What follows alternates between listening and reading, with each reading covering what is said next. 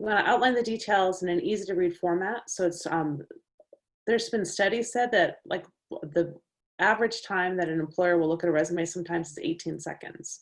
So you have 18 seconds to put out all the information that you want them to see. You want to tell your career story. So for you, since you're in school, it's going to show any jobs that you've had previously and kind of give an idea of what your interests are and what you want to do with your future career. And it is a representation of you.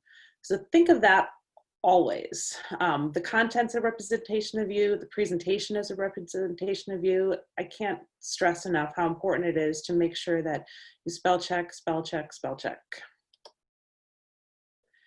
The first thing you're going to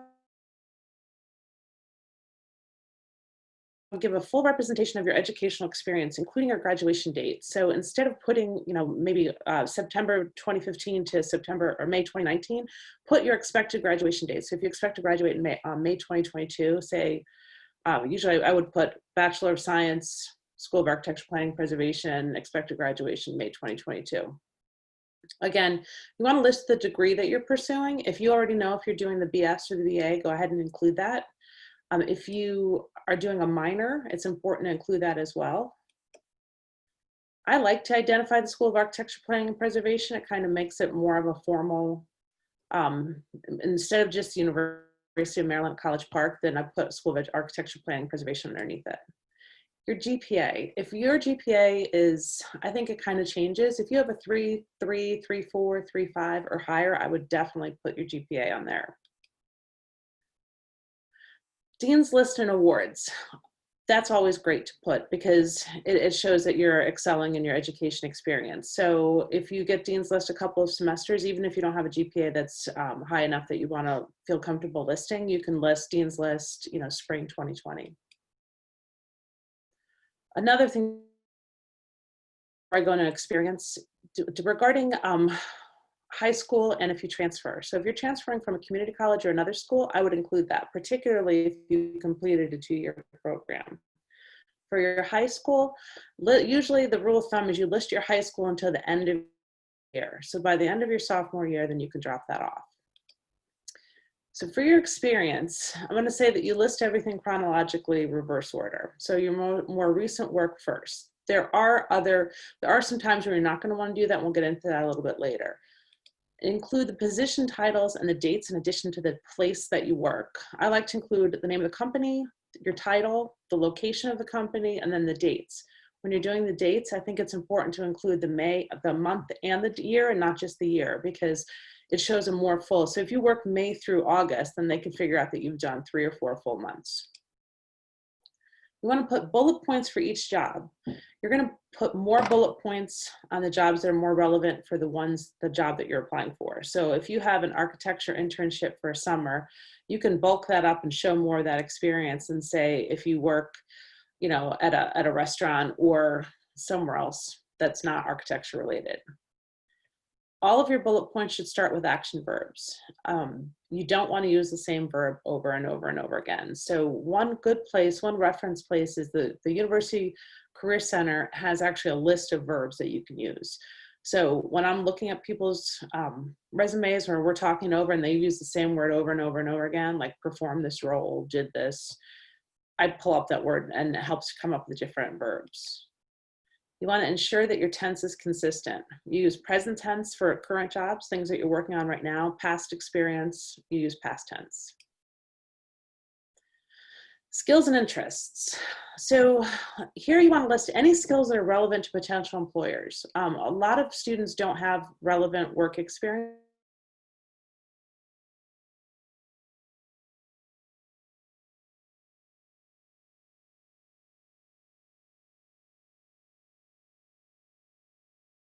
That in your bullet points. It's always stronger for the employer to see not just listed on your resume, but also, hold on, I think my internet's a little wonky today.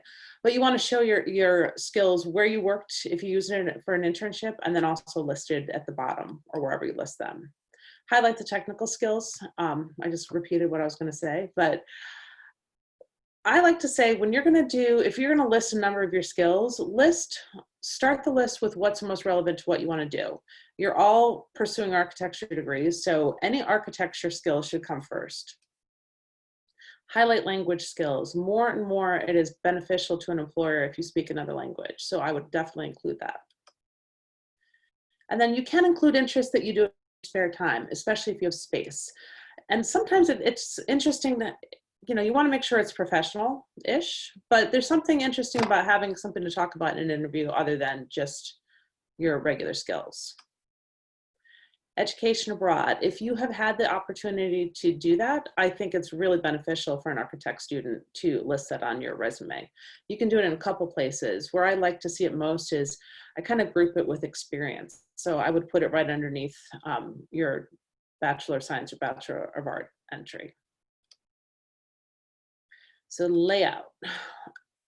Bottom line, you want it to be easy to read and you want clear organization. You want to have a graphic hierarchy and a graphic consistency. You don't want 15 different fonts or things that distract from the content.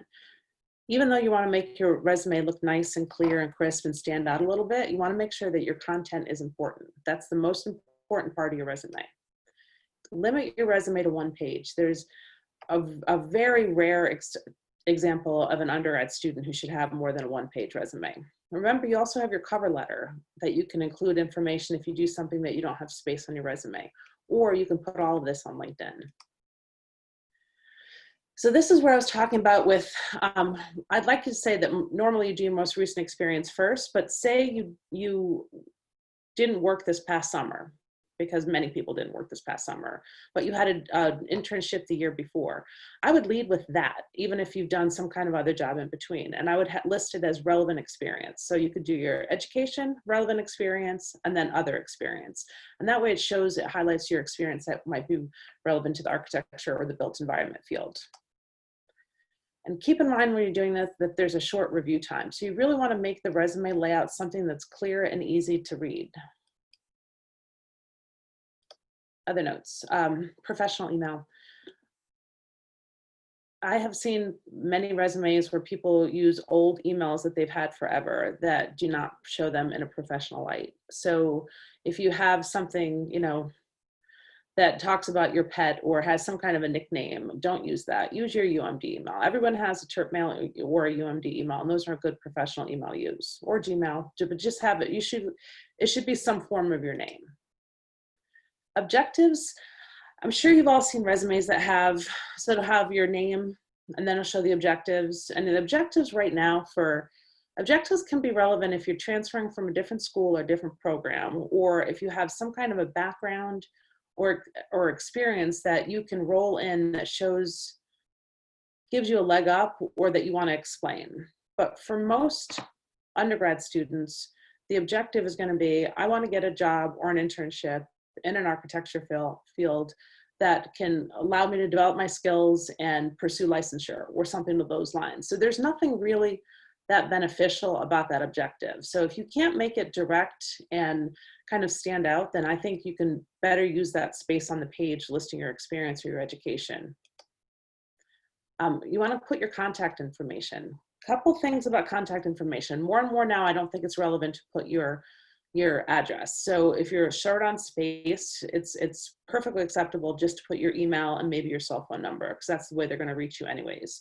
Rarely are they going to send you a postcard or anything in the mail. The time that I would not recommend doing that is if you are from out of state. So if you go to University of Maryland and you're from New York, I like to put, you could put your resume, you could put one side your College Park address and then one side your New York address. So when you're applying to New York jobs, they know that you have an address and that they don't have to worry about whether or not you're going to be able to move there easily.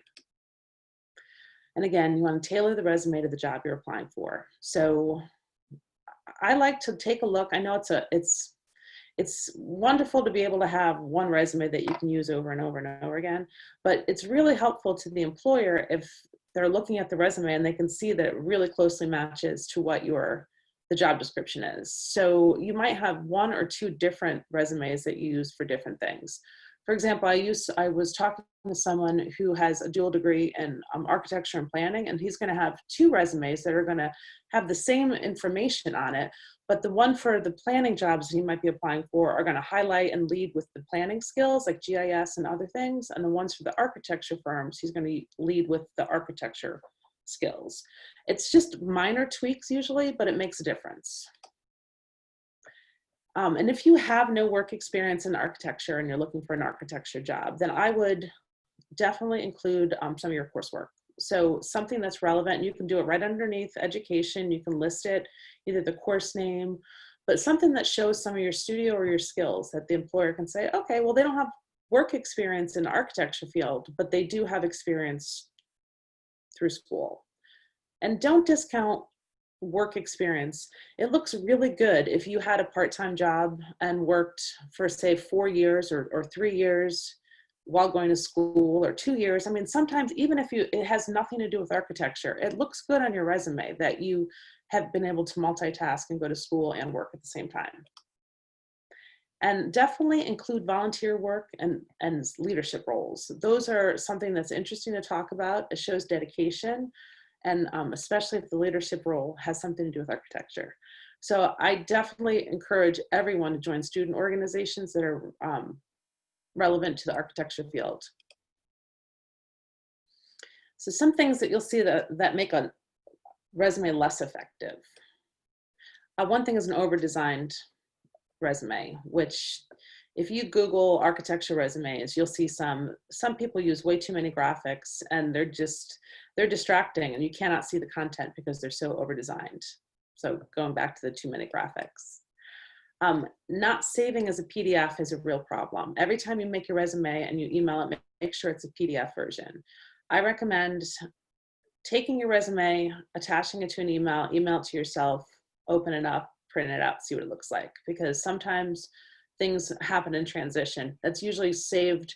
It's usually cured by saving as a PDF, but definitely just try emailing it to yourself to see what the employer is going to see. And then ranking. So ranking is something that's become really popular over the last couple of years, and it's kind of on its way out. When you've all seen it on resumes where they'll put like dots or lines or bars, or somehow they're showing what their skill set is and how they feel they are. Well, employers typically say, we don't know how you're ranking yourself, so we don't know how relevant it is to what we're looking for. And for me, my eye immediately goes to what you think you're the weakest in. So when you rank yourself, you're showing what you think you're the strongest in, but also what you think you're the weakest in, which an employer is going to immediately see. So I would much prefer you just list your skills and then save the talking about whether or not you feel, how proficient you are for the interview. Oh, I did too there. A resume that's overcrowded, you need some white space. You need to show that you can self-edit. So you want to make sure that it's not too crowded. And you want to make sure that it doesn't contain unnecessary personal information. You shouldn't, for that reason, I'm not a fan of including photos. I would much prefer that if you have that space in your resume, that you come up with like a graphic design or a logo, something that you can use both on your resume and on your portfolio, and then follow it through to any kind of thank you correspondence that you follow up with. So now I'm going to show a few examples. So this is a former student who, I like this resume. It's clean, it's clear, it's a little bit different. She fully explains what her education background is. She talks about her schoolwork and her internships. She has bullet points everywhere. You'll see she includes like AutoCAD here because she used AutoCAD for that. This is a good example where she quantifies that she had 14 students, that they did 12 hours of studio time per week. Quantifying things is beneficial because it's better than something that's vague. She lists her skills here, and this, if you wanted to do that, you could do advanced proficient beginner, but you don't have to. Then she lists both her involvement in organizations and her awards. Here's another one that I like a lot. Same thing, it's a little bit of a different format. It's clean, it lists all of her work experience. It includes AutoCAD, that she did 3D models, that she used Revit and SketchUp. Seeing all of these is really helpful for the employer, because they can see that not only did they just take a class on it, but they've actually used it one-on-one in a hands-on environment. I just caught, see, this is a pet peeve. Whenever you put in the names, like SketchUp here, she has SketchUp there, and SketchUp here, it's one's typo, so it should be capital U. So make sure you look at your resume with a really critical eye, and don't be ashamed, afraid of having someone else take a look at it, because sometimes we'll see things that you've missed over. Once you've looked at something over and over and over again, it's hard for your eye to catch it, so it's better to give it to someone else. So these are some examples I pulled off of online of ones that I don't think are well done. This graphic, the interest, it's too much. Her software skills, she uses ranking. The type is tiny and very, very hard to see. She has way too much personal information. She has a photo. She also talks about her age. That's all unnecessary. And really, what's hidden there is her actual work experience. So out of all of this resume, the only thing that's relevant to employers, for the most part, is this little square right here, which you can't see. So as tempting as it is to come up with a unique design, it's sometimes you miss the whole point, because you have to remember content is what's most important. This one's a little bit more clear. It's the same thing though. I think she has too much. I'm not a fan of the photo. You can't see it here, but when I read it the first time, there were numerous typos, grammatic and spelling wise. And then she uses the ranking, which, pet peeve of mine, creativity and problem solving. Why would you ever list that as something that you're not the strongest in? So if you find yourself that you're creative and you want to list that in your resume, go ahead and do it, but don't rank it, and certainly don't rank yourself low in it. So my last thoughts on resumes: keep a master document with all your experience. Start it now, continue it through all of your education. Every time you have a job or an internship, jot down what you did. Save some work if you can, so you can potentially use it for your portfolio with your employer's permission.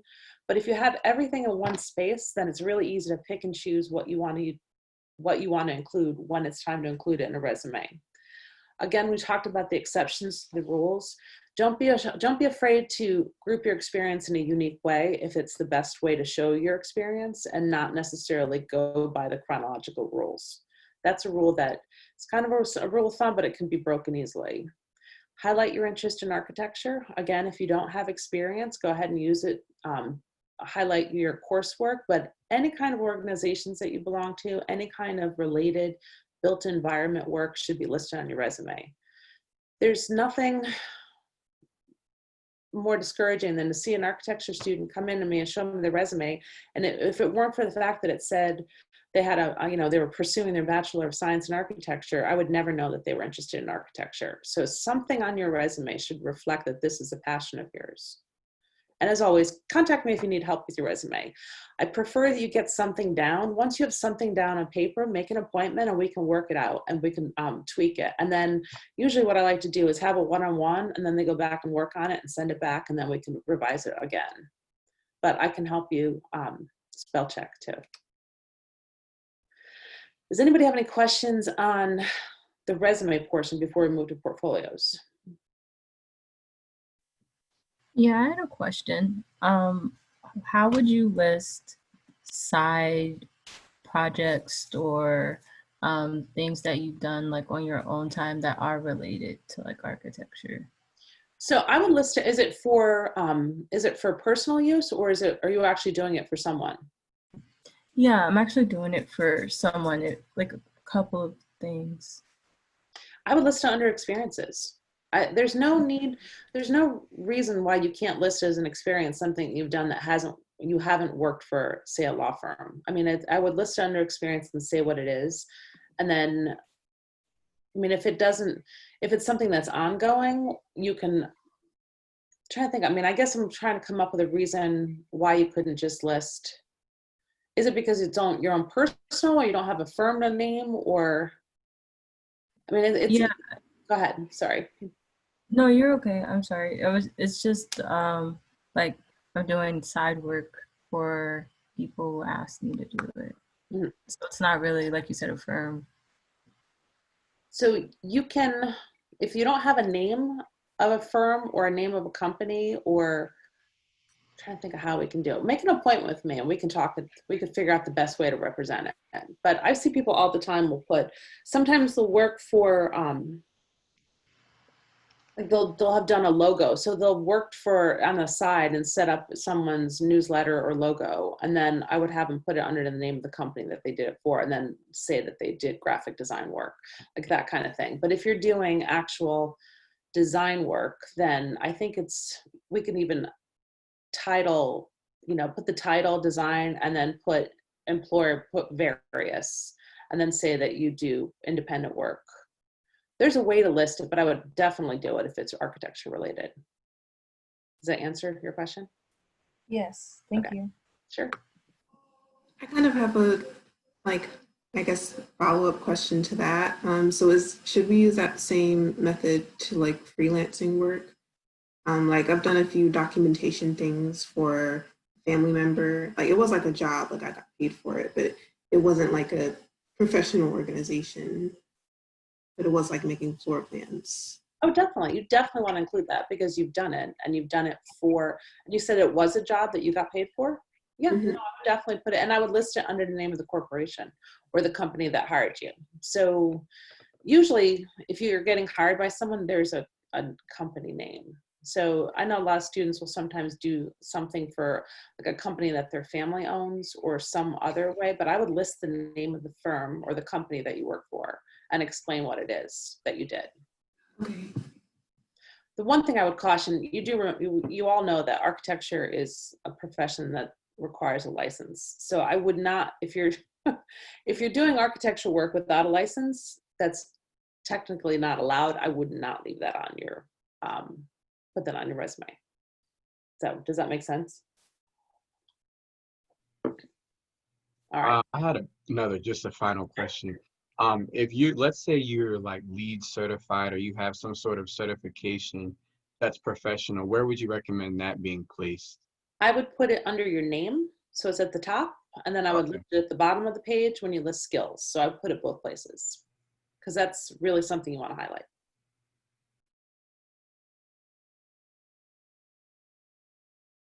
All right.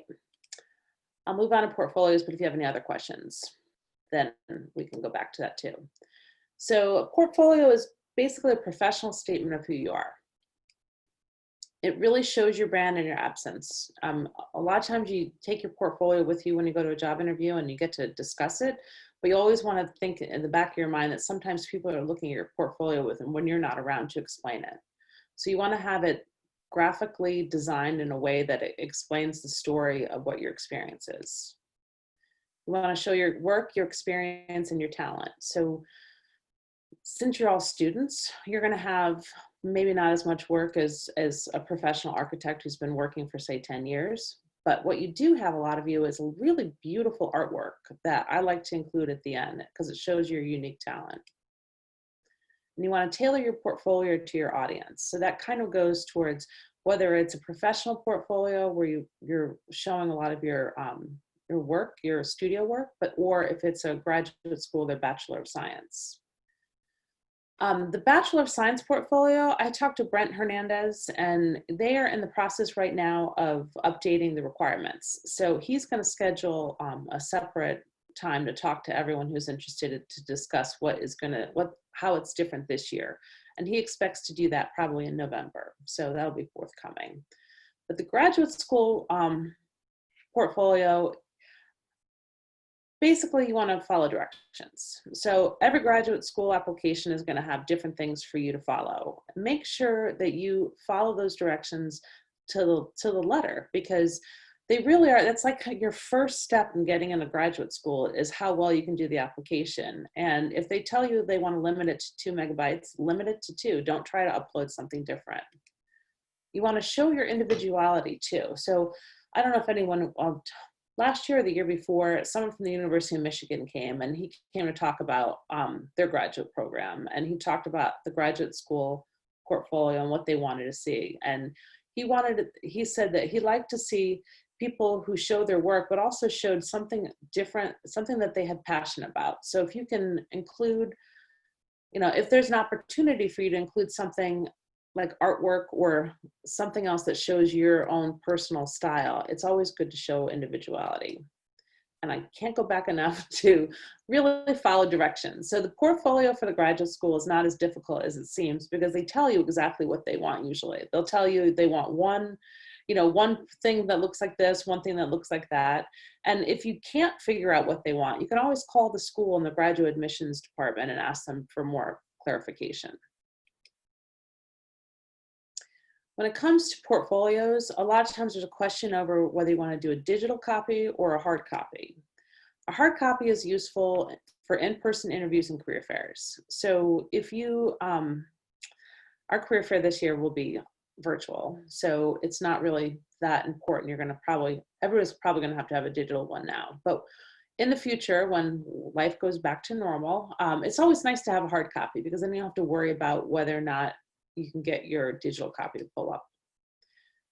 When you're doing digital copies, be really cognizant of the PDF and the size. You don't want to send a huge document to someone on their, or upload it in their portal, because it could cause them to crash. The application portals usually will have a limit, and so you know what you have to keep it to. But if you're sending someone a resume and a portfolio just attached to an email, you don't want to make it too large.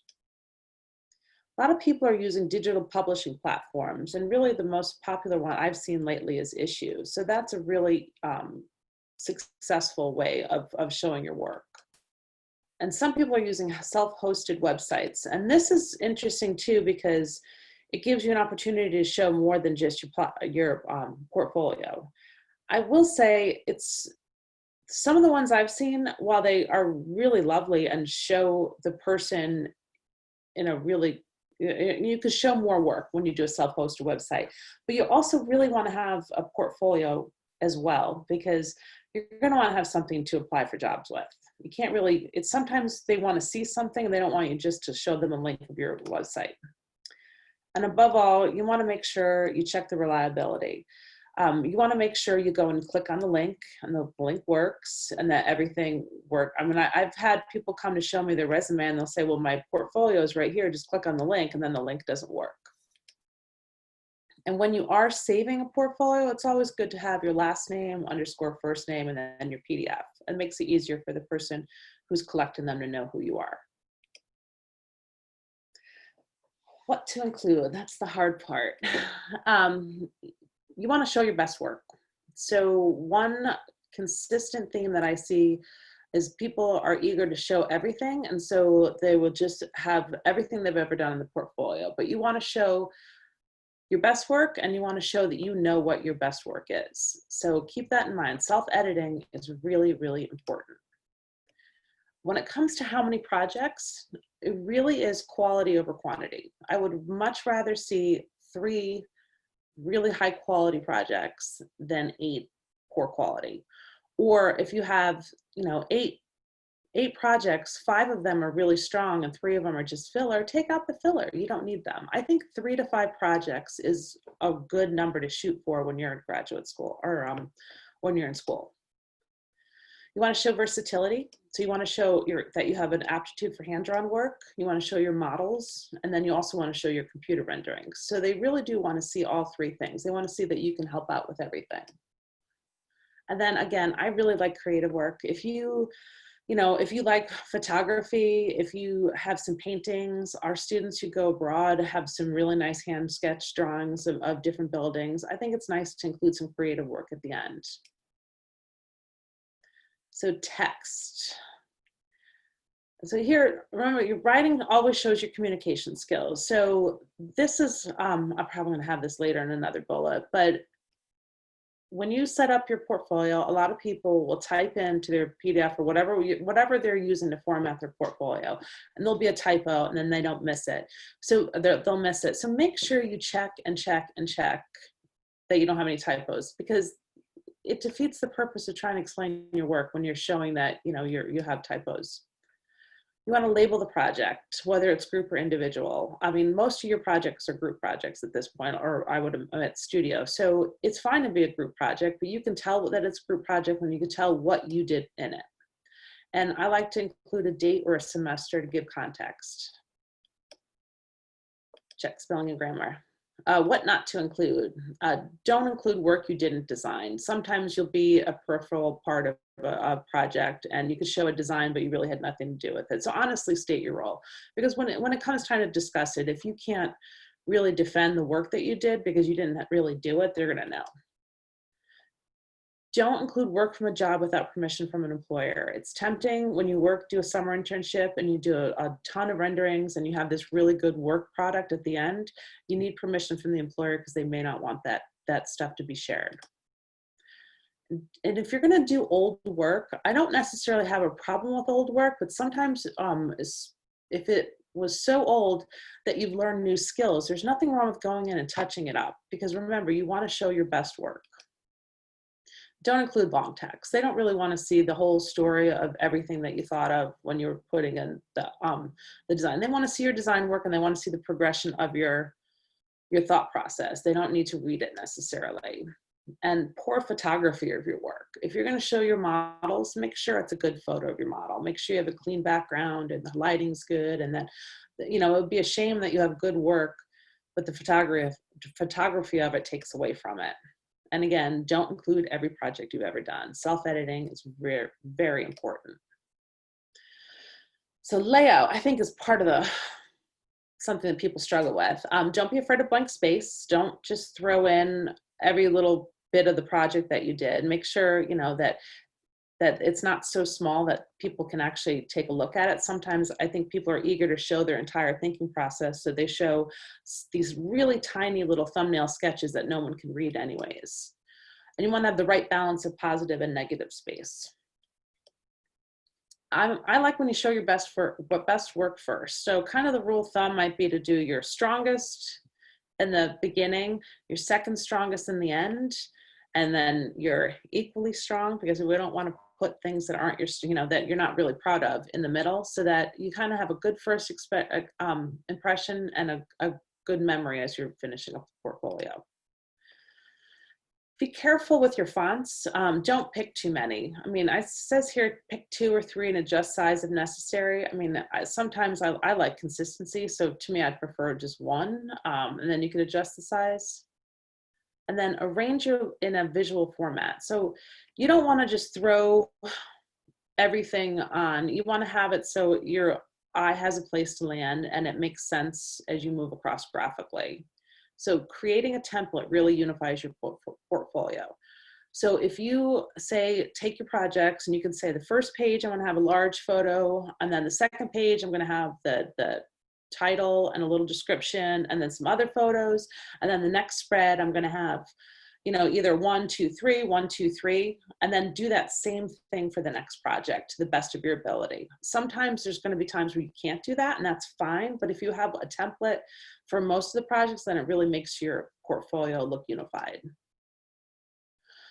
So contact information. Some people drop their resumes in, which is fine. I think that looks nice if your resume, particularly if your resume and your portfolio have a link. So I think it looks cohesive, but you don't have to if you don't want to. But if you don't put your resume in, include contact information in your portfolio. Sometimes people will just say, you know, your name, University of Maryland Graduate School, or University of Maryland Bachelor of Science in Architecture. And then if someone gets a copy of that portfolio, then it's been separated from a resume, then they have no way of getting in contact with you. So make sure you at least include an email. And I think I forgot to put it on there, but I really like a table of contents. Table of contents unifies your portfolio too. So I kind of jumped right. This is an example, and I'm going to tell you at the end of this example of this spread where I found it, because that's important. So, so you can look at it. But this was one that someone picked as a good portfolio sample. So I'm going to go through and show. So this is, you'll see where the kind of the template is, because they have a way of presenting it, and they're trying to use not too much. There's a lot of white space, which is nice.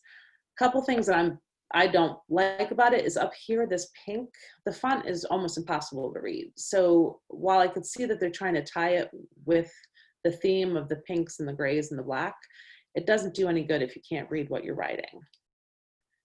So this is more of the same, where this kind of mimics the whole one spread. One side is one large photo and then some other things. And then let's go back to the next one. And then this is like a different way. So you'll see it goes, these, oops, sorry, I went through too fast. Let's see if I can go back.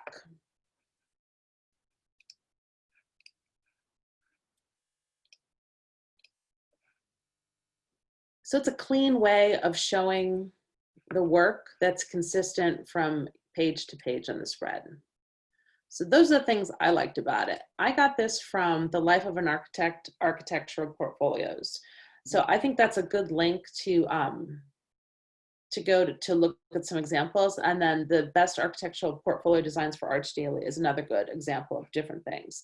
Now, I don't know if anybody came to the panel I did last year where we talked about portfolios, and I had like 6 different architecture professionals come and they ripped those samples apart.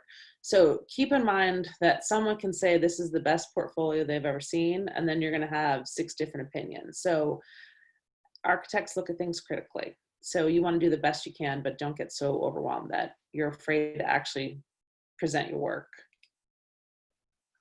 Let's see. All right. Does anybody have any questions about portfolios? I'd like to ask, so say like you're not in the Bachelor of Science track just yet. Mm-hmm.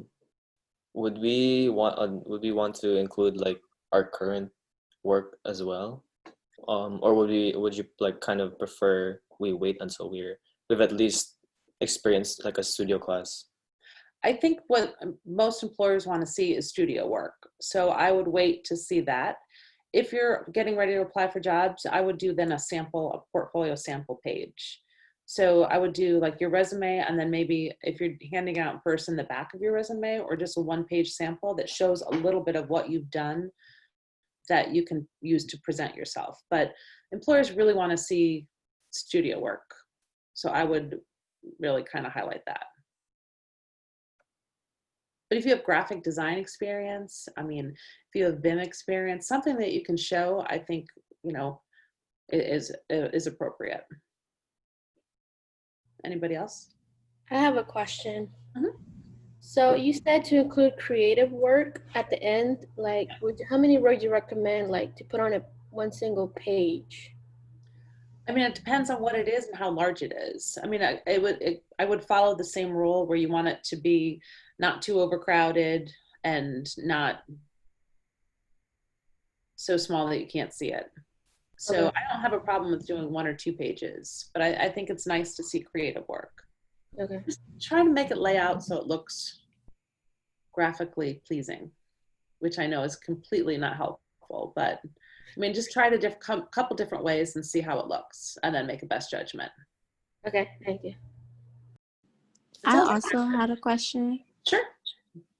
So what if you're not in studio, or like you may or may not go into like the job field of architecture, but more of like planning and stuff like that? Like when would you use your portfolio exactly?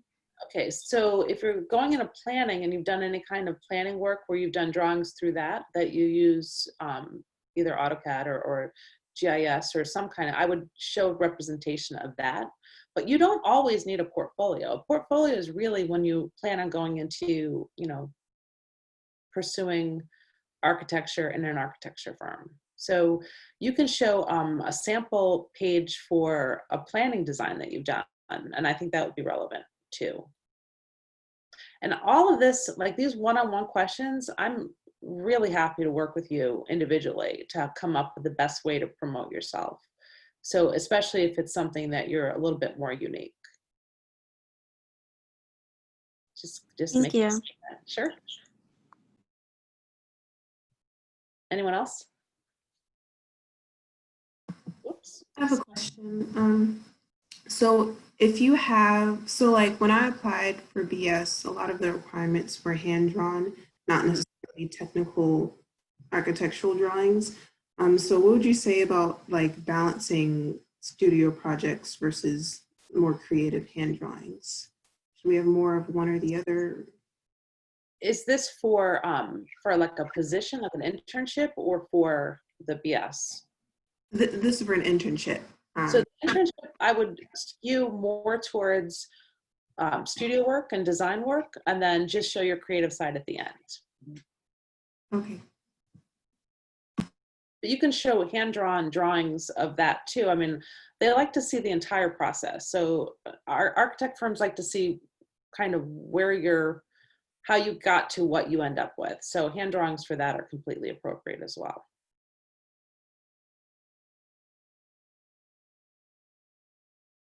All right, I'm going to move on to professionalism and communication a little bit.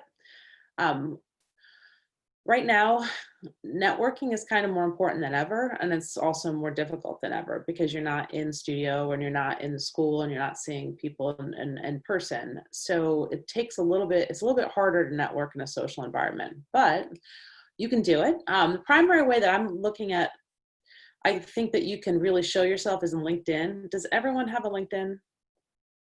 Everyone should have a LinkedIn. So go ahead and set one up.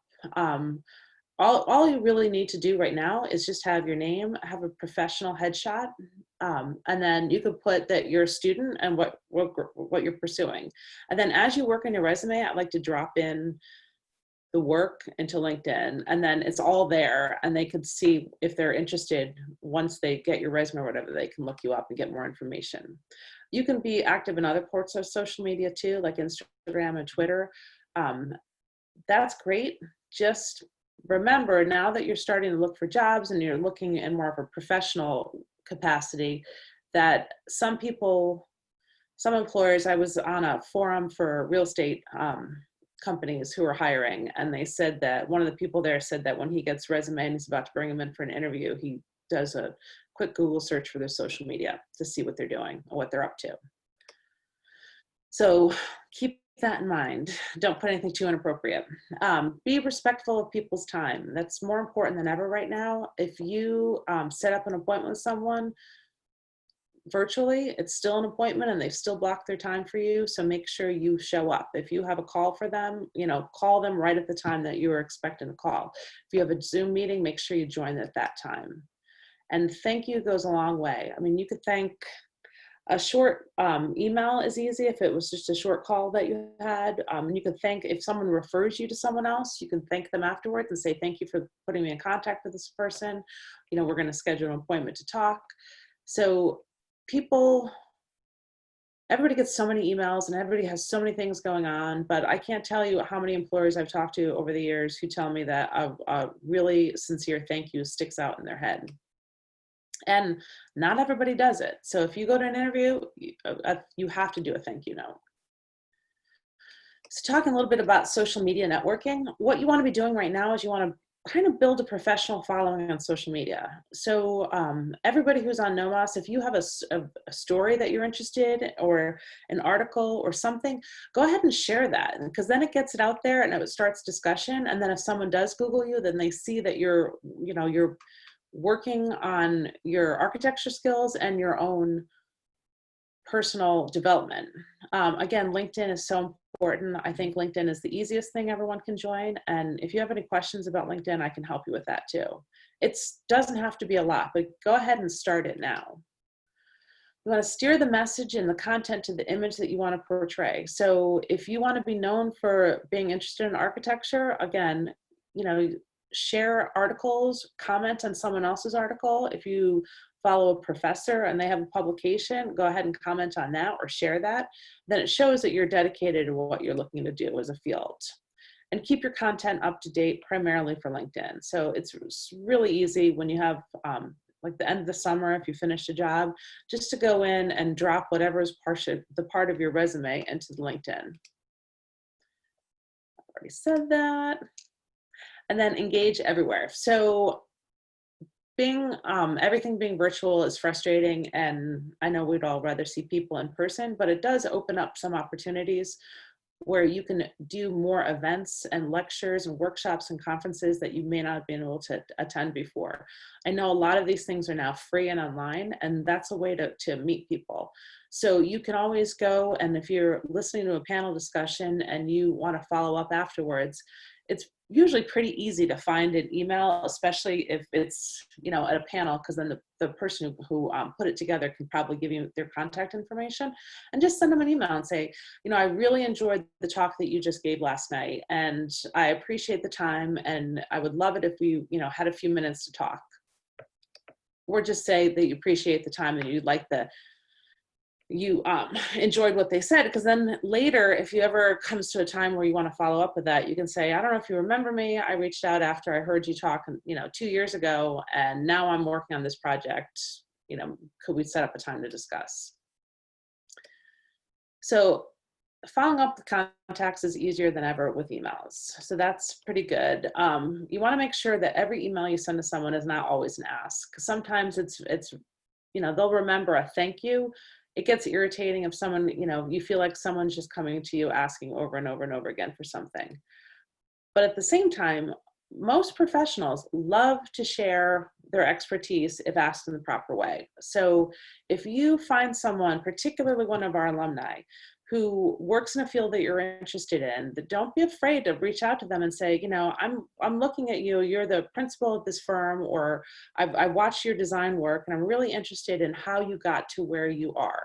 Would you be available for a 15-minute Zoom or phone call, just so you can explain to me or give me a little bit of information on how you got where you are? People really like to talk about themselves. So if you find someone like that, and particularly if they're alumni and you can't find a contact information, reach out to me and I can see if I can help you. I won't just give you their address because it's, but if I can find information on them, then I can usually ask them if we could be introduced. And it works. It's particularly if you live out of state and you're looking for jobs out of state, that's pretty helpful. Now, keep track of the contacts. For a job, when you're doing a job search, or I would even start now if you're not looking for a job, just start an Excel spreadsheet or some other system where you list the name, the contact date, your email address, who referred you, how you met, the LinkedIn URL, their website, notes, all the information that you can keep. So if you go back, say in a year, and you have an interview with someone at that firm, you can go back and look at it and remember, oh, that's right, I remember I talked to this person, or we had the same interest. And then, or even reach out to them and say, I'm applying for a job at your firm and we talked on this such and such date. We talked a little bit about the requesting an informational interview, because I think that's pretty important, and I think people more and more are available to do it. And again, thank you goes very, very far. So don't be shy to thank someone. All right, any questions on that? I feel like I've just talked and talked and talked too.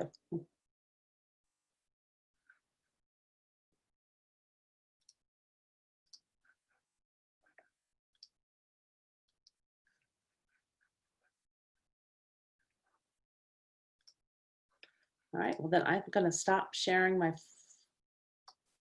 there we go. Thank you, Kristen. That was very informative and helpful for me. Do you want to share your email so that everyone can sort of know where to reach you? Yes. Yeah, definitely. Go ahead and send me an email, or you can go on the website and make an appointment. The same place you make an appointment with advisors, and then I'll send you a Zoom link and then we could talk. But send me an email, and it's usually pretty easy to start discussing your resume. And it's always, I like to meet people, and I like to know what you're looking for, because once I put a face to the name and I know what you're looking for, then when opportunities come up and I have the option, the opportunity to connect you with someone, I will. So thank you for having me. No problem. I'm going to share my screen really quick. That's the wrong thing.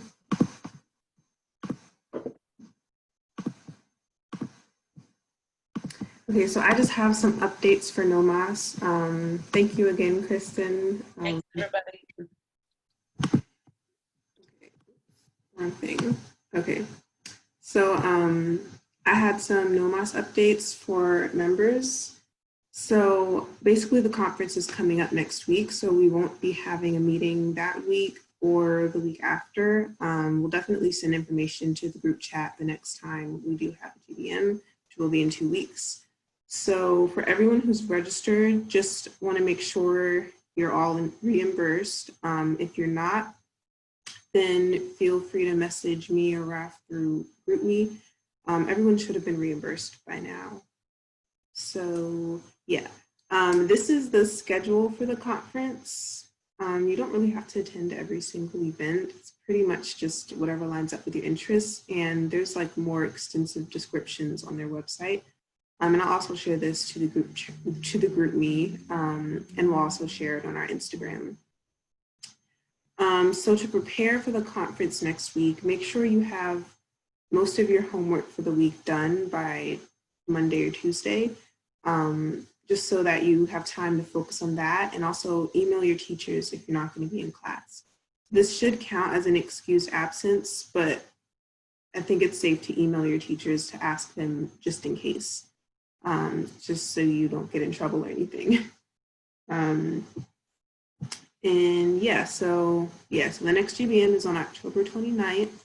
It will be like a Halloween game night. So, you know, something fun in the midst of midterms and projects and essays. And yeah, that's it for the slide. You want to handle the next one, Raf? To stay connected with us, you guys can check us out on our Instagram, the GroupMe, which is the link to join if you're not already in it, is in our link tree through our Instagram. And also we do have a Twitter. We're not super active on Twitter, but we're trying to be more active on that. So if you could please follow it, so you never miss when we do tweet, please do that. Also, we are in the Architecture Weekly newsletter. So you can often find our events at the bottom of those as well. Once again, thank you all for coming. This video will be made available for you guys if you need to ever re-review it. Just please DM Jada and I in our GroupMe, and we will be more than happy. What'd you say? Oh, I was saying send us your email if you want to the video. Yeah, you just send us your email, and then we'll be more than happy to share it with you. But besides that, thank you, everyone. Have a great rest of your night, and good luck on your midterms. Bye, guys.